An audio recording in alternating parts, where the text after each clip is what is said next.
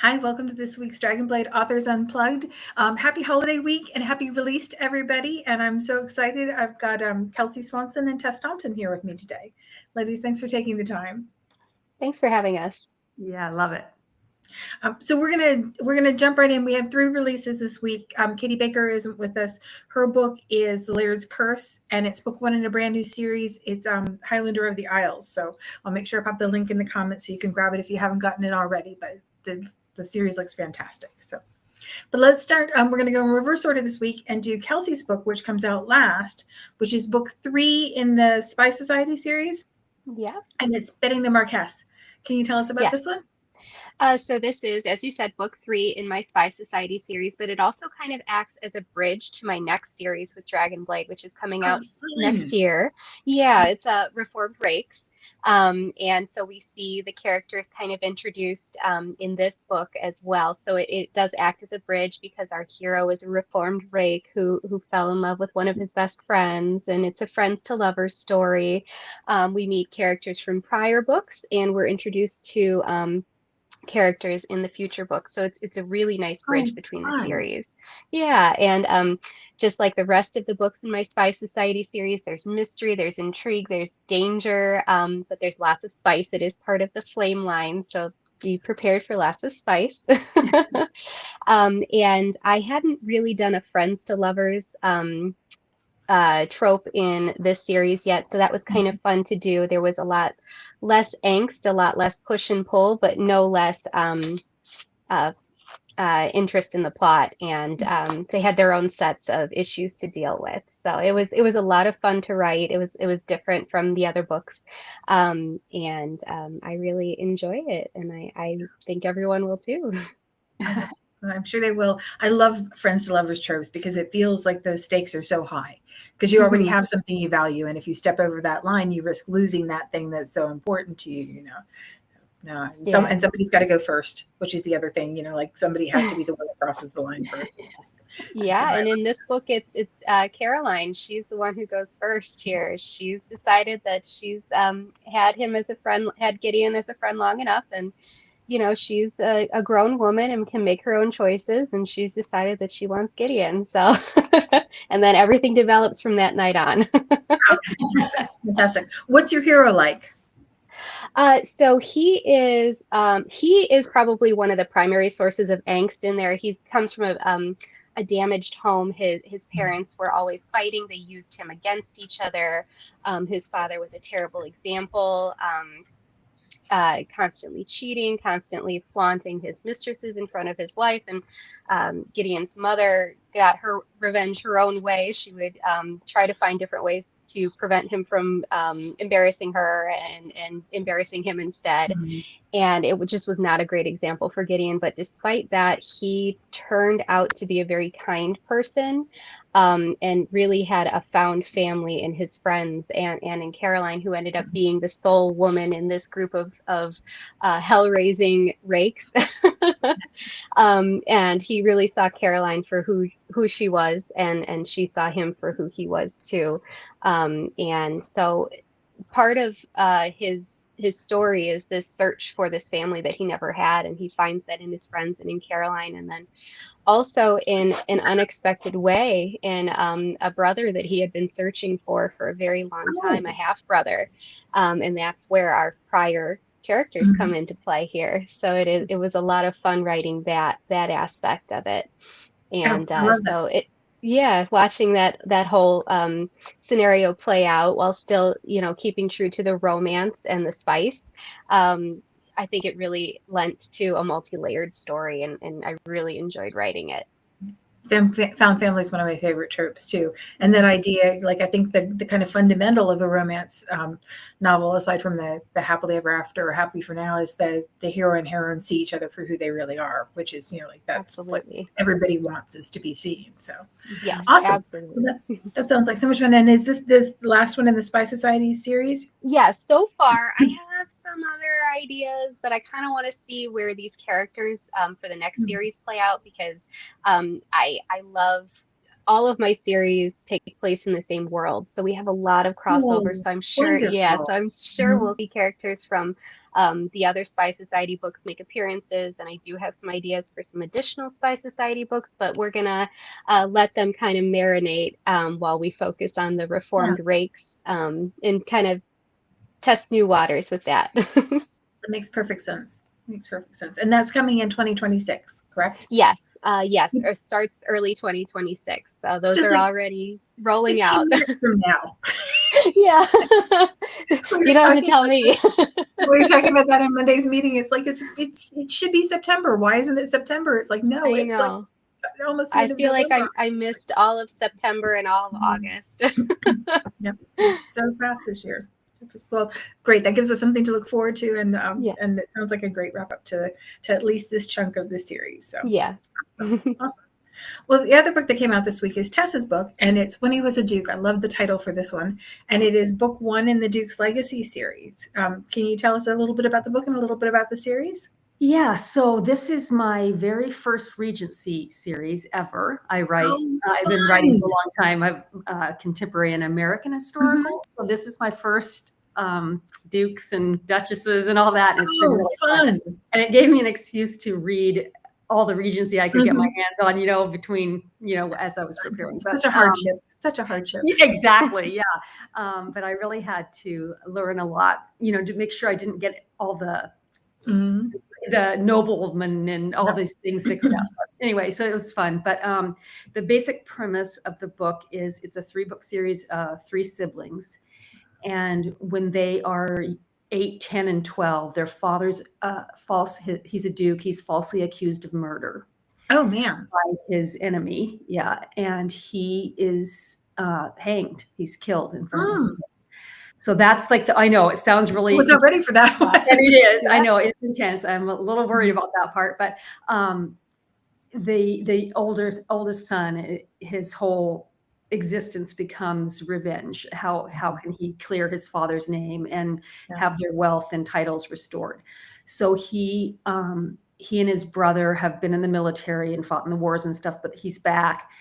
And he comes up with this idea of disguising himself as a gardener on his enemy's estate. Because nobody pays attention to the help. Yes. So he's like, I'm going to infiltrate, figure out what really happened, and prove my father's innocence and bring the title back to my family and all that. So he gets there. And of course, his enemy has a beautiful daughter named Rose. And Rose and Sebastian have a lot in common. They love roses. They love being outside in gardens. And so she meets him there and they sort of develop this friendship.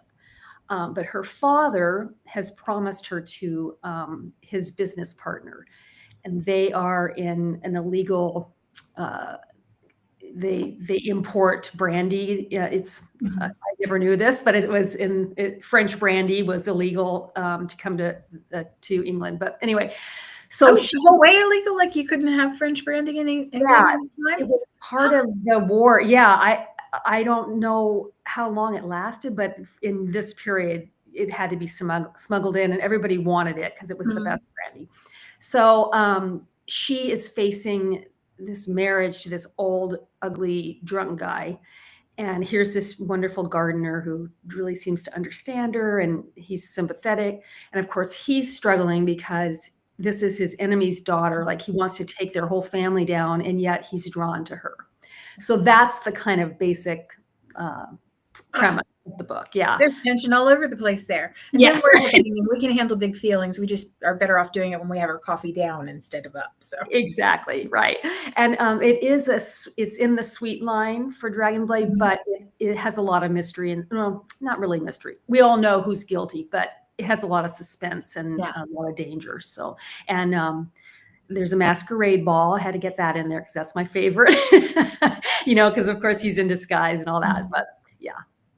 Oh, it sounds like so much fun. And I love that Dragonblade readers can pick their heat level and you can bounce back and forth the way you want to, and you always know where you're gonna land on the scale depending upon your mood at the moment. So that sounds fantastic. How many more Legacy Dukes do we get? So we have James, the middle brother. He's that one comes out in let's see, February. And the third one is Sophia, the sister, and her book comes out in May. Oh, yeah. Actually still writing it as we speak. I'm almost finished with it, but those stories have been sort of set up in the first book, but James, he, once their titles are restored and stuff, he goes to their family home, and it's in disrepair because it's been empty for all these years. And so he hires an architect who he thinks is a man, and she shows up and she's a woman. Yeah. Yeah. So there's that. Sophia went to her book is when she was a governess, and she goes to work as a governess, obviously, because she's, doesn't have her title and everything. And she becomes the governess to this little 6-month-old baby who her parents were killed, and the uncle has to take this little baby. And of course, he has no idea what to do with a child. And he has there's a bunch of stuff in his background. He's kind of the troubled hero. But she doesn't want to leave this baby because she's in love with this child. It feels like hers. But her brother, once their titles are restored, they want her to have a season. And so they're really pressuring her. So it's sort of the trope is marriage of convenience and kind of fake marriage and stuff. So it kind of develops into this whole story. But anyway, and I love it. I love the trope, and so. Yeah. Oh, I love that we get to see their fortunes change and watch them adjust everything, because that kind of fish out of water thing when, like when they're trying to figure out how to reintegrate into the life that they should have had all along. It's like, exactly. That's really interesting. Yeah. Oh, and it was fun with James because his book is when he was a rogue, and he's like, this just rough and tumble. He won a tavern in a poker game. So he's just like this rough guy, and so I have some funny scenes with him and the butler. The butler's like, you can't eat down here with the staff. You have to eat in the dining room. He's like, well, why would I do that? So that was fun up there. Exactly. Oh, well, the series sounds great, and the book sounds great, and I'm excited. And this is your Dragonblade debut as well, correct?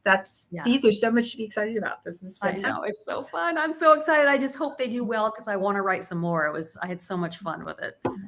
Well, I'm sure they will as soon as our readers get a hold of it. And and that's the Sweet Dreams line, and then Kelsey, yours is in the Flame line. Yes. Mm-hmm. Awesome. Well, we're by the time this airs, everybody will be like on their turkey tryptophan highs. But the recording part, we're still pre-Thanksgiving, so I thought we could take a couple minutes and talk about whether you have any holiday traditions yourself, or whether you've come across any not Thanksgiving traditions, obviously, but Christmas holiday traditions in your research that you thought were particularly interesting. I have not yet written a holiday book. It's on my want to do list. But I fully anticipate doing one in the future, and I can't wait to do that research. I'm such a history nerd. But as far as Thanksgiving goes, it's just a lot of food. My parents were divorced when I was 6, so I was at 2 Thanksgivings every Thanksgiving. It was a long day, but it was always wonderful. It was always just 2 of everything, and 2 fantastic holidays. And then my dad's side, we would host the Turkey Cup, which was a table hockey competition, and there were brackets, and it would go all night long. And fun. Yeah, it was. I think we started back when I was probably 10 or 12. Mm-hmm. And we did the last one in 2017, right before my father passed away. And so he got to, see me, my brother and I were paired up together, and we won the very last turkey cup. My dad won the very first turkey cup. My brother and I won the very last one. Fantastic. So it's always some of the best memories are staying up late doing the turkey cup. Yeah, that makes sense. What about you, Tess? Do you have any traditions that you...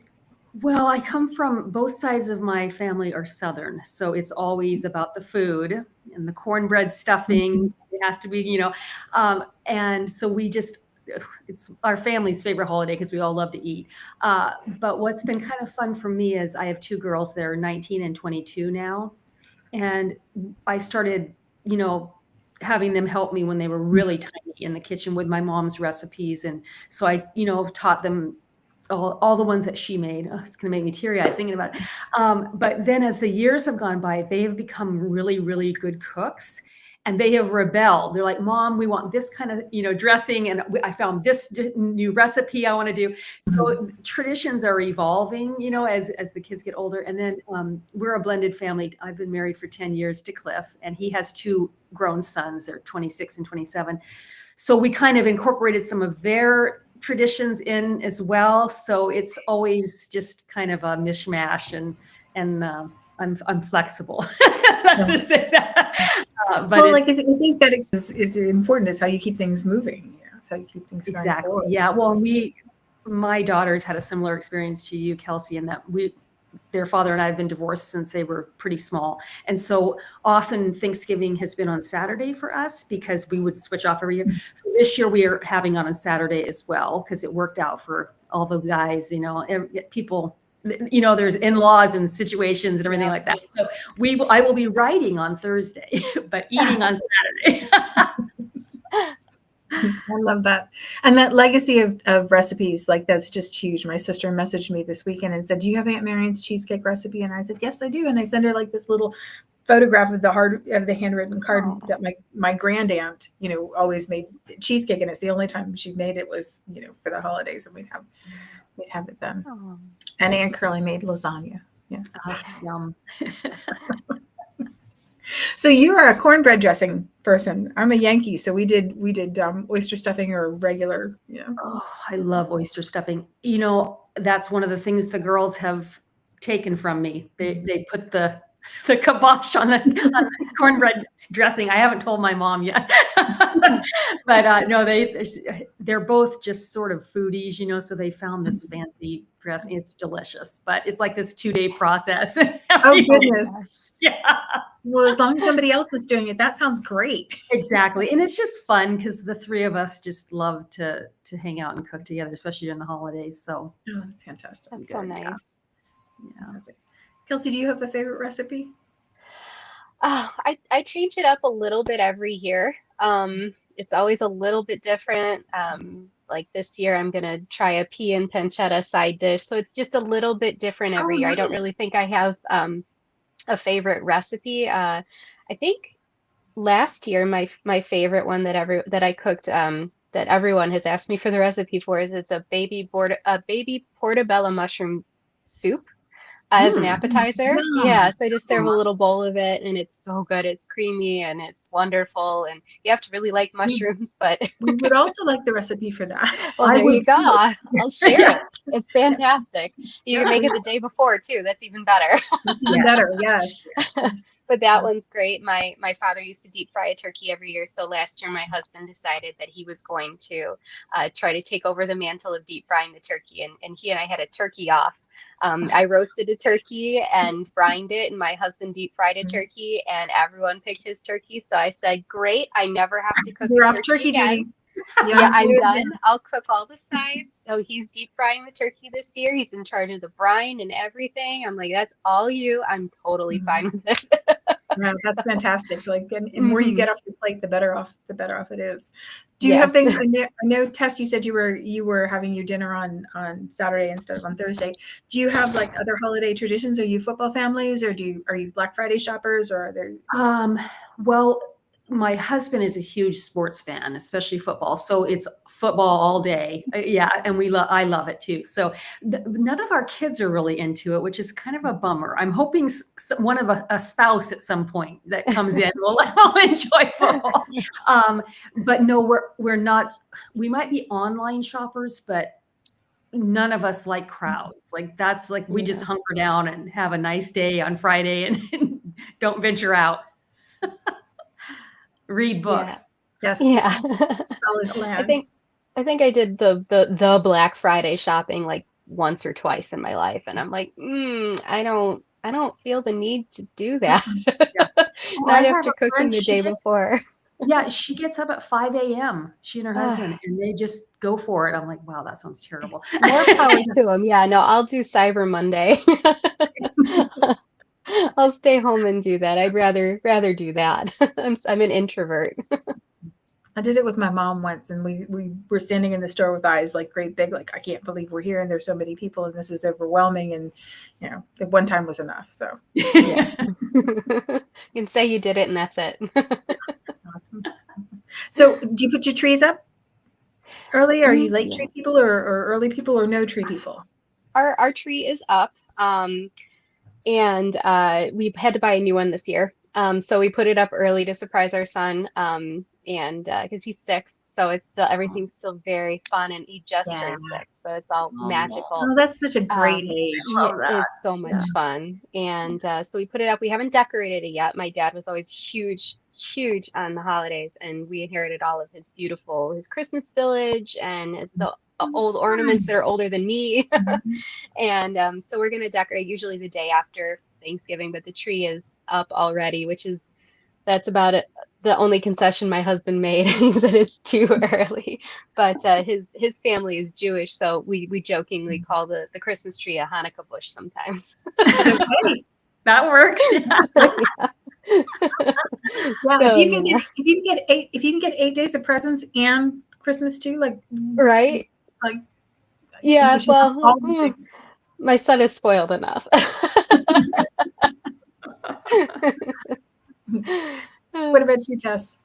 I'm usually the day after Thanksgiving, but my older daughter graduated from college last spring, and she's been home with us. And I think we're probably going to do it Thursday, and so then it'll be decorated but it's a production because I have 2 trees and all this. I'm out of control. Like we bought a new house 3 years ago, and I'm just so happy and proud of it. And I'm like, it has to look just perfect, So yeah, it'll probably be done by Saturday, I would think. And my husband hauls everything in, but the girls and I decorate, and then he hauls everything out. So that's kind of our system. Same here. Yeah. No, I love those, like those, when you get to get the decorations out and see the things that have been passed down and the things that carry through. And like my son is in Washington State, and his girlfriend sent me a picture of their Christmas tree, and it has the ornaments that my mom and my grandma gave him, from when he was a baby on, that I gave to him last year. And it's like I zoomed in to see where the ornaments were, and it's like those kind of connections to family, I think, are just I love that. Yeah. lovely. I get the girls an ornament every year for Christmas, and they were saying last year, they're like, well, Mom, we're probably going to take them soon, when we move out. I'm like, okay. And there was like that kind of, like you hold your breath, you give them to them, and you go, okay, well, like, lots of people save these for lots of years. Please don't just leave them in an apartment when you move, Exactly. Oh. There's that switch too that happens. I think when your kids are little, and Christmas lights and everything is fantastic, and like everything's great. That's a magical part. And then when they get older, and things shift, and your family changes, and it's like it's like that thread of love that's the thing that goes through. I think that's part of the reason that romance readers and writers do romance, because that's the reason we do everything, is that thread of love that goes through everything, whether it's cooking or decorating or whatever it might be. Yeah, absolutely. Awesome. Do you have any movie traditions or anything that you do getting ready for the holidays? Oh. Yeah. My girls and I are really into Christmas movies. Are you? Do you have a favorite? Well, when they were small, we were obsessed with Elf, and we still it still makes us laugh as hard as it always has. So the rule was, the rule is you could not watch it before Thanksgiving. Like we could watch it like the day after. But my younger daughter and I love The Family Stone. I don't know if you guys have with Sarah Jessica Parker. Yeah, and that was great. Diane Keaton. That was great. Is such a piece of art. I feel like every writer should watch it, because the details that are in it, like, and how precise all the characters are. my daughter, she loves, we geek out on it every year. I'm like, did you notice that in the background? She's like, no, I never saw that before. So yeah, we enjoy Well, that. I have to rewatch, it's like, Yes. I have to rewatch, but no, I thought that was a lovely example of like not having flat characters either, Sure. because even the troubled, problematic characters have those moments where it catches that, like that essence of family. It was fantastic. Yeah. Fantastic. What about you, Kelsey? Do you have favorite holiday movies? Used to watch the old stop motion, like Rudolph and Oh, Santa yeah. Claus is coming to town, and yeah, those were always on when I was growing up. Again, my dad's influence, and then it evolved into Home Alone, and I don't live too far from where it was, the house where it was filmed at, and stuff like that. So it's kind of cool in our area. And what else? Elf, of course. And then my husband has introduced Christmas Story to our household. Oh, that's my dad's favorite. I'm not a fan. Soft Glove Electric Sex. It's unpopular opinion, but he has to have it like on Christmas Eve. They play it for 24 hours straight. It's on for 24 hours straight in my house, and I'm like, I can't do it for 24 hours. And I think that's why I can't handle it, because it is on for 24 hours 24 straight. hours is a lot of time. Yeah. But it's fun seeing my son enjoying, like, his favorite is Elf. The Santa Claus is another one. All the trilogy, it's always on repeat in the house. We always have Christmas movies going from Thanksgiving through the New Year. So it's one of those usually. Where do we fall in Love Actually? Fans or new? I love it. Love. Oh, good, because people were saying mean things about it. I was like, I love it too, and I was like, why? I mean, I think it's so, and that's another one that the more you watch it, the more you get out of it. I just think it's great. I love that one. And maybe people hate on it because it's not quite traditional, maybe. I don't know. I mean, but just the exploration of all different kinds of love. I think that's fantastic. I love it. Yeah. And the connections, I think it's a great example of, when we talk about ensemble casts and series, and the reason we like series, because we like to see characters woven in to different stories and seeing them in different contexts. I think it's a great example of that. Yeah. My partner called it candy floss. And then he sat there and giggled the whole time. I'm like, yeah, fine, go ahead. It sounds like my husband. My husband would do that. And then you can go watch Die Hard and see. Yep. Which is a Christmas movie. It is a Christmas movie. I don't care what anyone says. No, my husband says that too. He loves that movie.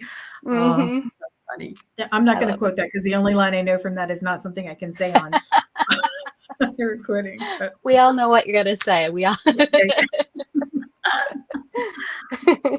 Well, ladies, thanks so much for taking the time to talk to us. I really appreciate it. And I hope that readers will get as much joy from your books as we get from books and movies, and that everybody will find time over the holiday to carve out a little space to read. And one of the things I love about Dragonblade books is that you can figure out exactly where you want to be when you read, and they're all in Kindle Unlimited, so you can read from start to finish without having to think about it if you have a subscription. So yeah, awesome.